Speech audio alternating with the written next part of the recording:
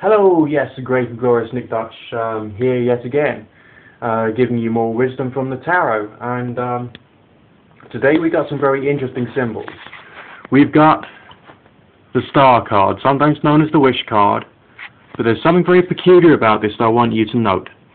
Firstly, the French word here is les étoiles, which is talking about, I suppose, cleanliness, cleaning, which on another note, kind of reminds me of a couple of the girls I was dancing with earlier on this evening, because a couple of them could use a damn good cleaning, but never mind, that's another story. Okay, let's just have a quick look. We got the same jugs we saw in the Temperance card, but she's pouring them out. She's not balancing the forces. She's somehow getting rid of both her positive and negative attributes, both the base and the spiritual. She's like starting anew all over again. We got the idea of opposites being portrayed by pouring some water into the lake and some water onto the ground. Alright, so she's actually giving what she's got. This is a generous character who's letting the world know and have things which are of her. She's wearing no clothes. She hasn't even got anything to keep her warm. Alright, so this is speaking in many ways of generosity. So when we call it the Wish card, I feel that's actually not taking into account the full benefits of what we have here. But now let's have another look at the position of the stars, for instance. Do you notice anything familiar? You may have done if you saw the previous videos I've done mentioning the Tree of Life symbolism. Tree of Life is, of course, from the Kabbalah. When we have different spheres, each one representing different energies, different thoughts, feelings, moods, personalities, and all the rest. And we have 3 on the left-hand side, 3 on the right-hand side, just as we have 3 stars on the left-hand side, 3 stars on the right-hand side of the star card. The blue star in the middle represents that yellow sphere that we have there on the Tree of Life. Okay? Her head and her body is in the same place as the purple sphere number 9 that we had there. And the ground is in the position of Malkuth, the earthly sphere at the bottom.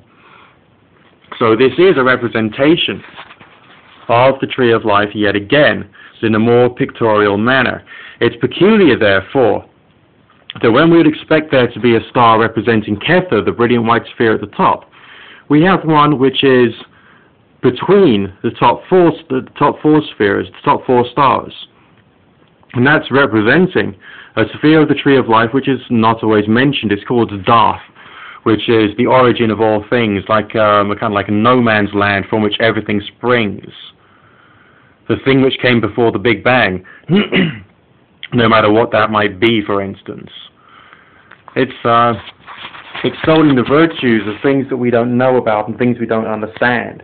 It's talking about something of a hidden and therefore philosophical nature, of something which can only be worked out through thought, concentration, creativity, and therefore something much more of a spiritual nature than of the physical nature that we saw in the Devil card. This is therefore a character which is free, and it's a character which is free because she's giving everything away. Inside herself, she doesn't care for physical things. Inside herself, she doesn't care for things which are to do with rank and status. She's not even wearing any clothes, okay? So she's not wearing a uniform of any particular type. She's not even wearing a hat, like a lot of the other tarot characters are. There's nothing to denote her rank or her status or her position or her power. And there she is, quite content in this natural environment, surrounded by greenery, water, plants, in a state of serenity. Because she has accepted the existence of something that she cannot necessarily maybe even prove with empiricism. Concepts beyond the rubbish which is peddled to us by people who are trying to control our minds, for instance. We've got a little butterfly there. Winged things often mean something divine.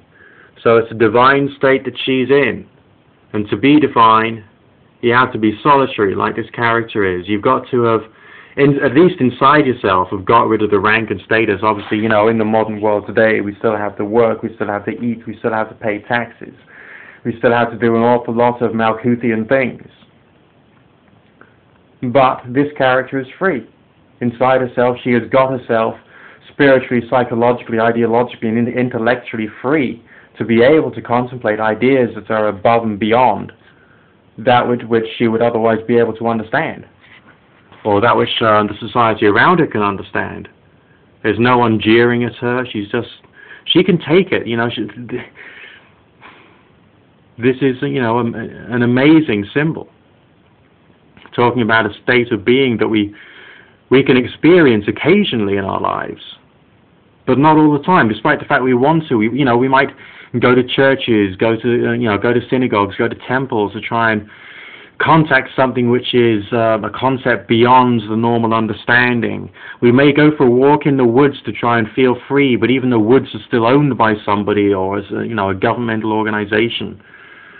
So where does the freedom lie? The freedom lies somehow inside yourself. There's something of this divine spark which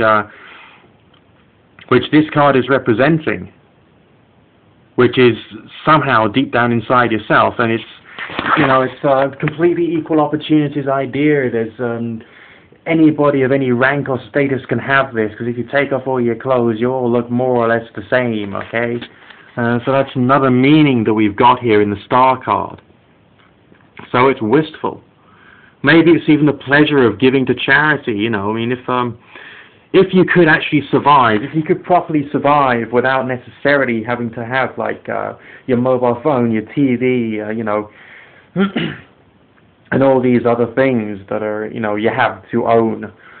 If you didn't have to have your Filofax, your diary, if you didn't have to live by the alarm clock, then you'd be in a state of freedom, or partially in a state of freedom, that this card is representing.